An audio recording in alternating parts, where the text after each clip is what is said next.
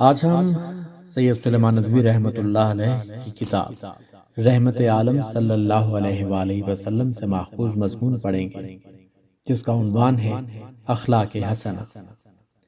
کسی نے ام المومنین حضرت عائشہ صدیقہ رضی اللہ تعالی عنہا سے پوچھا کہ حضور انور صلی اللہ علیہ وآلہ وسلم کے اخلاق کیسے تھے؟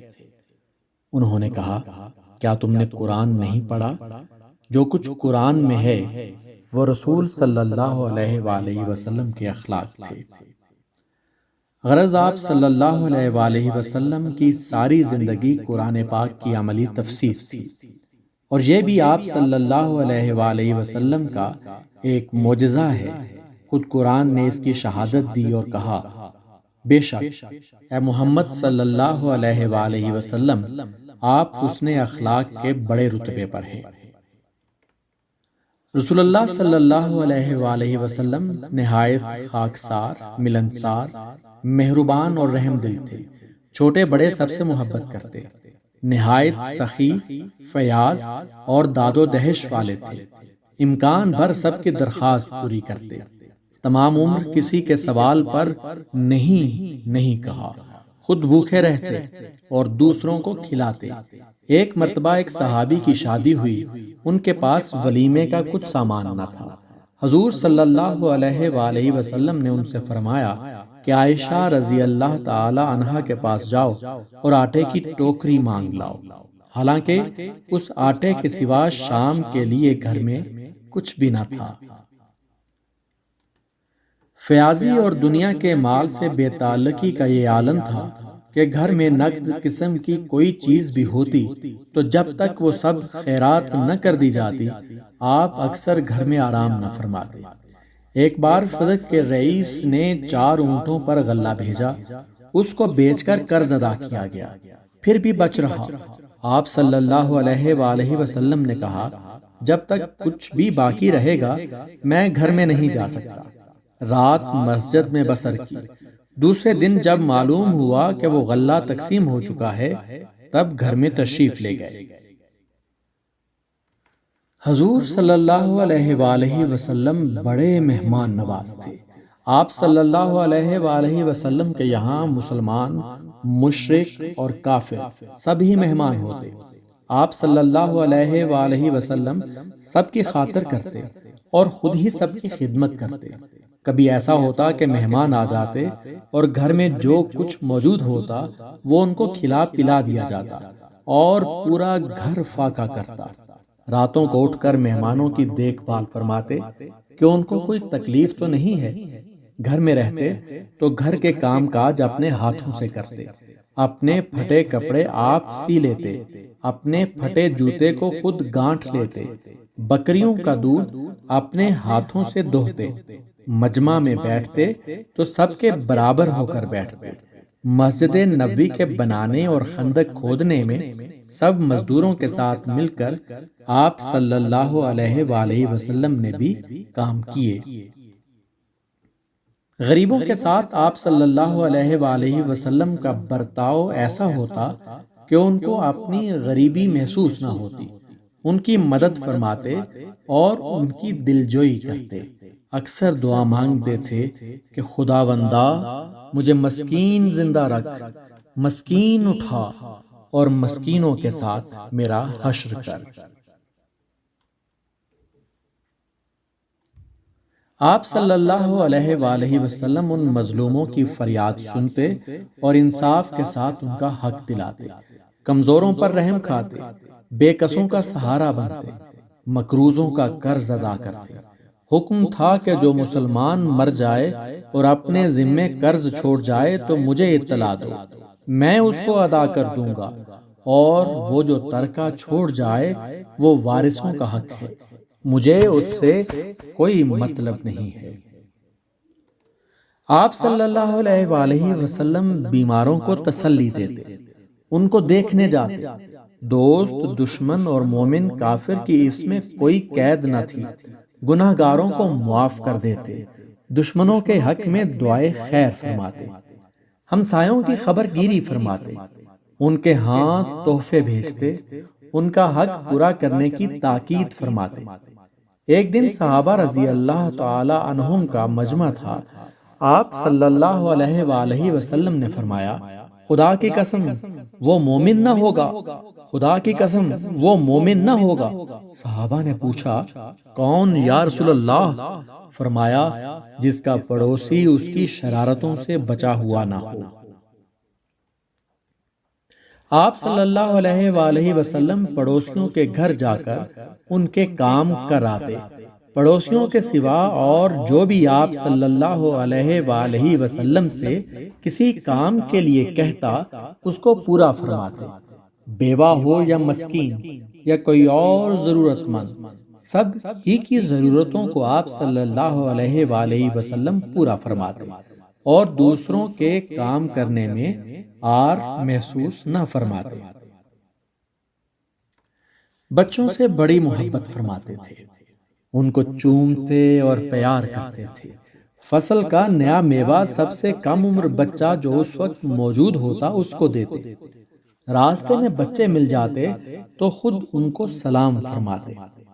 اسلام سے پہلے عورتیں ہمیشہ ذلیل رہی ہیں، لیکن ہمارے حضور صلی اللہ علیہ وآلہ وسلم نے ان پر بہت احسان فرمایا، ان کے حقوق مقرر فرمائے اور اپنے برتاؤ سے ظاہر فرما دیا کہ یہ طبقہ حقیر نہیں ہے بلکہ عزت اور ہمدردی کے لائق ہے۔ آپ صلی اللہ علیہ وآلہ وسلم کے پاس ہر وقت مردوں کا مجمع رہتا تھا۔ عورتیں دلیری اور بے تکلفی سے آپ صلی اللہ علیہ وآلہ وسلم سے مسائل پوچھتی، لیکن آپ صلی اللہ علیہ وآلہ وسلم برا نہ مانتے، ان کی خاطرداری کا خیال رکھتے تھے۔ آپ صلی اللہ علیہ وآلہ وسلم ساری دنیا کے لیے رحمت بن کر آئے تھے، اس لیے کسی کے ساتھ بھی زیادتی اور ناانصافی کو پسند نہ فرماتے تھے۔ یہاں تک کہ جانوروں کے ساتھ جو لوگ بے پرواہی برتتے تھے وہ بھی آپ صلی اللہ علیہ وآلہ وسلم کو گوارا نہیں تھی، اور ان بے زبانوں پر جو ظلم ہوتا آیا تھا اس کو روک دیا۔ آپ صلی اللہ علیہ وآلہ وسلم کی نظر میں امیر و غریب سب برابر تھے۔ قبیلہ مخزوم کی ایک عورت چوری کے جرم میں گرفتار ہوئی۔ لوگوں نے حضرت اسامہ رضی اللہ تعالی عنہ سے، جن کو آپ صلی اللہ علیہ وآلہ وسلم بہت چاہتے تھے، سفارش کرائی۔ حضور صلی اللہ علیہ وآلہ وسلم نے سب سے فرمایا، تم سے پہلے کی قومیں اس لیے برباد ہو گئیں کہ جب کوئی بڑا آدمی جرم کرتا تو اس کو چھوڑ دیتے، اور جب معمولی آدمی جرم کرتا تو وہ سزا پاتا۔ خدا کی قسم اگر محمد رسول اللہ صلی اللہ علیہ وآلہ وسلم کی بیٹی بھی چوری کرتی تو اس کے بھی ہاتھ کاٹے جاتے۔ حضرت انس رضی اللہ تعالی عنہ کہتے ہیں کہ میں نے 10 برس آپ صلی اللہ علیہ وآلہ وسلم کی خدمت میں گزارے، مگر آپ صلی اللہ علیہ وآلہ وسلم نے نہ کبھی ڈانٹا نہ مارا، نہ یہ پوچھا کہ تم نے یہ کام کیوں کیا اور یہ کیوں نہ کیا۔ آپ صلی اللہ علیہ وآلہ وسلم نے تمام عمر کبھی کسی کو نہیں مارا، اور یہ کیا عجیب بات ہے کہ ایک فوج کا جرنیل جس نے مسلسل 9 برس لڑائیوں میں گزارے اور جس نے کبھی لڑائی کے میدان سے منہ نہیں موڑا، اپنے دشمن پر کبھی تلوار نہیں اٹھائی اور نہ اپنے ہاتھ سے کسی پر وار کیا۔ احد کے میدان میں جب ہر طرف سے آپ صلی اللہ علیہ وآلہ وسلم پر پتھروں، تیروں اور تلواروں کی بارش ہو رہی تھی، آپ صلی اللہ علیہ وآلہ وسلم اپنی جگہ کھڑے تھے اور جانثار دائیں بائیں کٹ کٹ کر گر رہے تھے۔ اسی طرح حنین کی لڑائی میں اکثر مسلمان غازیوں کے پاؤں اکھڑ چکے تھے۔ حضور صلی اللہ علیہ وآلہ وسلم پہاڑ کی طرح اپنی جگہ پر کھڑے تھے۔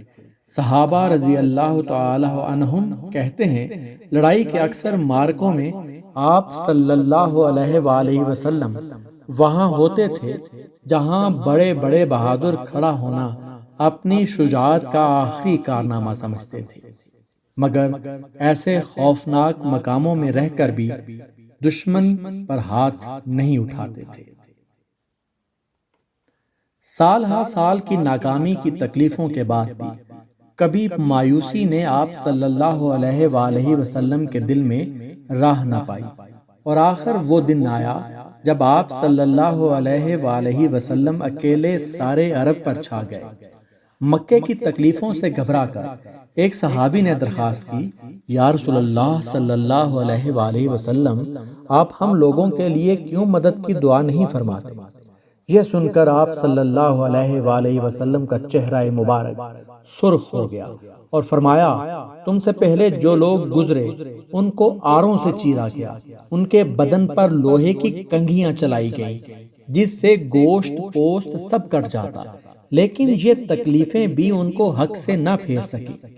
خدا کی قسم، دین اسلام اپنے کمال کے مرتبے پر پہنچ کر رہے گا، یہاں تک کہ ثنا سے حضر موت تک ایک سوار اس طرح بے خطر چلا جائے گا کہ اس کو خدا کے سوا کسی کا ڈر نہ ہوگا۔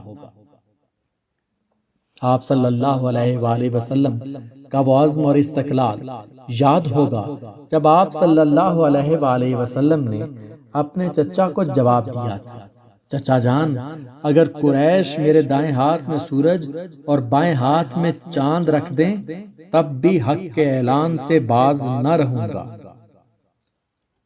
ایک دفعہ کا ذکر ہے کہ ایک بھوکھا آپ صلی اللہ علیہ وآلہ وسلم کی خدمت میں آیا۔ آپ صلی اللہ علیہ وآلہ وسلم نے ازواج مطہرات میں سے کسی کے ہاں کہلا بھیجا۔ جواب آیا، گھر میں پانی کے سوا کچھ نہیں۔ آپ صلی اللہ علیہ وآلہ وسلم نے دوسرے گھروں میں آدمی بھیجا، وہاں سے بھی یہی جواب آیا۔ غرض 8-9 گھروں میں سے کہیں پانی کے سوا کھانے کی کوئی چیز نہیں نکلی۔ ایک دن آپ صلی اللہ علیہ وآلہ وسلم بھوک میں ٹھیک دوپہر کو گھر سے نکلے۔ راستے میں حضرت ابوبکر اور حضرت عمر رضی اللہ تعالیٰ عنہما ملے۔ یہ دونوں بزرگ بھی بھوکے تھے۔ آپ صلی اللہ علیہ وآلہ وسلم خود ان کو لے کر حضرت ابو ایوب انصاری رضی اللہ تعالیٰ عنہ کے گھر آئے۔ ان کو خبر ہوئی تو دوڑے آئے اور باغ سے جا کر کھجوروں کا ایک خوشہ توڑ لائے اور سامنے رکھ دیا۔ اس کے بعد ایک بکری ذبح کی اور کھانا تیار کیا اور سامنے لا کر رکھا۔ حضرت صلی اللہ علیہ وآلہ وسلم نے ایک روٹی پر تھوڑا سا گوشت رکھ کر فرمایا، یہ فاطمہ رضی اللہ تعالیٰ عنہ کے گھر ان کے یہاں بھجواؤ، اس کو کئی دن سے کھانا نصیب نہیں ہوا۔ رسول اللہ صلی اللہ علیہ وآلہ وسلم نے جب وفات پائی تو حالت یہ تھی کہ آپ صلی اللہ علیہ وآلہ وسلم کی زرہ 3 سیر جو پر ایک یہودی کے پاس گروی تھی۔ جن کپڑوں میں وفات ہوئی ان میں اوپر تلے پیبند لگے ہوئے تھے۔ مزاج مبارک میں سادگی بہت تھی۔ کھانے پینے، پہننے اور اوڑھنے اٹھنے بیٹھنے کسی چیز میں تکلف پسند نہ تھا۔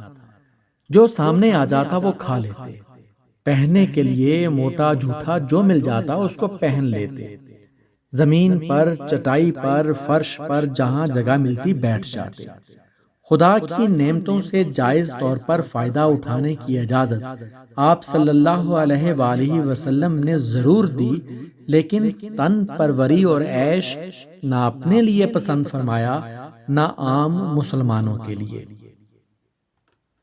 صفائی کا خاص خیال رہتا۔ ایک شخص کو میلے کپڑے پہنے دیکھا تو فرمایا، اس سے اتنا نہیں ہوتا کہ کپڑے دھو لیا کرے۔ گفتگو ٹھہر ٹھہر کر فرماتے تھے، ایک ایک فکرہ الگ ہوتا، کسی کی بات کاٹ کر گفتگو نہ فرماتے، جو بات ناپسند ہوتی اس کو ٹال دیتے، زیادہ تر چپ رہتے اور بے ضرورت گفتگو نہ فرماتے، ہنسی آتی تو مسکرا دیتے۔ دنیا سے بے رغبتی کے باوجود آپ کو خشک مزاجی اور روکھا پن پسند نہ تھا، کبھی کبھی دلچسپی کی باتیں فرماتے۔ ایک بار ایک بڑھیا آپ صلی اللہ علیہ وآلہ وسلم کے پاس آئی اور جنت کے لیے دعا کی خواہش کی۔ آپ صلی اللہ علیہ وآلہ وسلم نے فرمایا کہ بوڑھیاں جنت میں نہ جائیں گی۔ اس کو بہت رنج ہوا، روتی ہوئی واپس چلی گئی۔ آپ صلی اللہ علیہ وآلہ وسلم نے لوگوں سے کہا، اس سے کہہ دو کہ بوڑھیاں جنت میں نہ جائیں گی مگر جوان ہو کر جائیں گی۔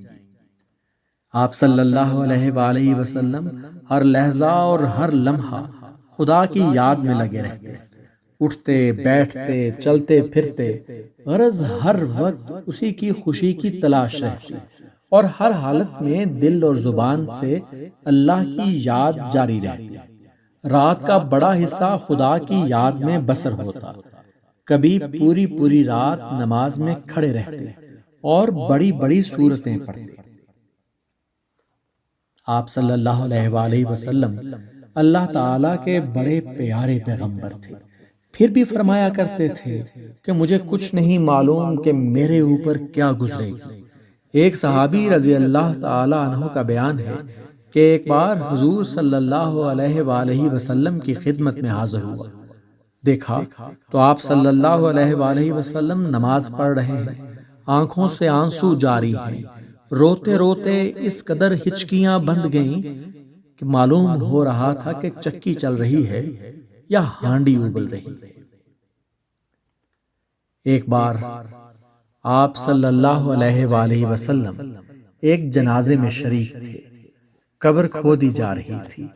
آپ صلی اللہ علیہ وآلہ وسلم قبر کے کنارے بیٹھ گئے اور یہ منظر دیکھ کر رونے لگے، یہاں تک کہ زمین تر ہو گئی۔ پھر فرمایا، بھائیو، اس جیسے دن کے لیے سامان کر رکھو۔